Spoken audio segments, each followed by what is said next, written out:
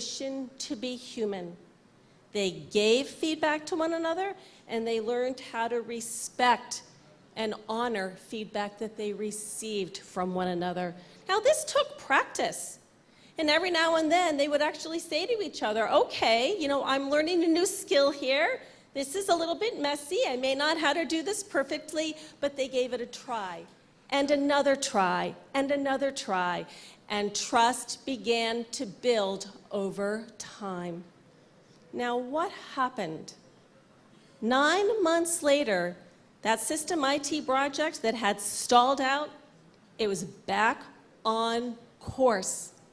The leaders also began to bring trust to their employees.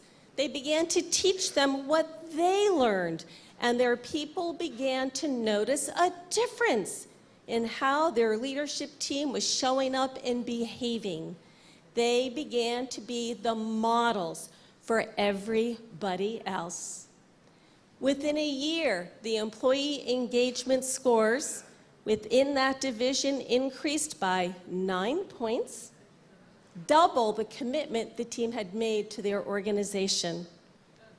And a little over a year later, the team was able to report $1 million saving in strategic planning associated costs due to the greater alignment in the way in which they worked together.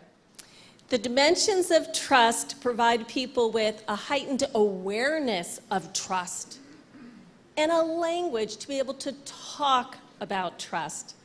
Dennis and I have been sharing with you some of the insights of our research and our practice and our experience, and I'd love to take just a moment to hear a little bit from you. Thank you. I loved what you presented to us. I wanted to mention the one piece that kind of stood out for me is on the trust of communication, the part that encourages team members to communicate openly and honestly. I think sometimes we spend a lot of time focusing on ourselves as leaders and our transparency and the communication that we kind of set out and offer. But being able to receive it openly and honestly and creating a kind of a culture that encourages that, I think that stands out beautifully for me. Thank you very much. So appreciate that. Leader takes the first step, but they open that door for everybody to step into, and it becomes reciprocal. It's really meaningful, and that is the only thing that can make a difference as a leader. Yes. To lead, give the best leadership to the team. Yes. The leadership sets the tone and direction of the organization. You're absolutely right. It starts at the top. Yes, sir. The topic is obviously one of the best topics you could have for the morning. What resonates with me is the trust of character, and I think every leader should reflect internally to see how much they can get more improved on that aspect of it. Absolutely. And that makes a big difference. There was a CFO that Dennis and I had the privilege to work with. When we first met this gentleman, we'll call him Randy, he had just been handpicked by his board of a Fortune 200 company to take over the finance division. As he stepped into this role, after he'd been in position for a period of time, he discovered there were some pretty big challenges facing him. A $30 million financial initiative was at risk. It was behind schedule, it was over budget, and this was a mission-critical initiative for the entire organization. The employee engagement scores had just come in. They were down 25%. Now, he knew that there was something off inside his organization, and he needed to get his a handle on it. Now, this is a CFO.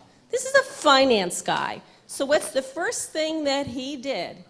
He equipped himself with data. He went to work in actually assessing trust in his organization and went to work in identifying what was already going on in his organization that built trust. What were the leverage points? And what were the vulnerabilities? And he went to work in pinpointing those. Those vulnerabilities became an opportunity for he and his employees. So Randy brought together his top 75 leaders from all 5 locations around the globe. And they went to work on those trust assessment results. They mapped out an action plan and steps to implement it. Over the next number of months, Randy and his leaders were receiving coaching and mentoring, and they modeled trust-building behaviors. They also mentored their people to build trust within their own work divisions.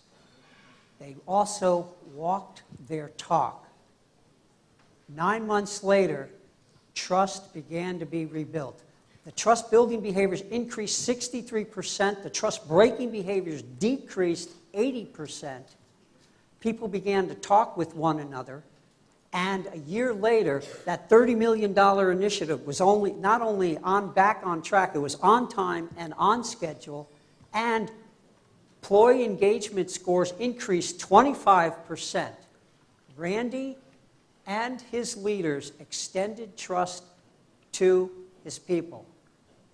In return, his people extended trust to them. The stories and examples Dennis and I have shared with you today give you a little bit of a highlight on what trust can do for an organization, for the performance of the organization, for the health of the organization, for the vitality of the relationships, and what can happen when people connect with one another. So we've seen that trust is reciprocal. When you give it, you get it. When leaders give trust, they get it back in return, and so much more. Energy expands, people are confident, people are committed. So, by making people aware of what builds trust and practicing those 3 dimensions of trust, we can create workplaces where people want to be, want to work, and want to produce results. So in conclusion, we'd like to ask each and every one of you, what will you do to build greater trust in your relationships with those with whom you work and serve, and those with whom you live with and love? Thank you very much.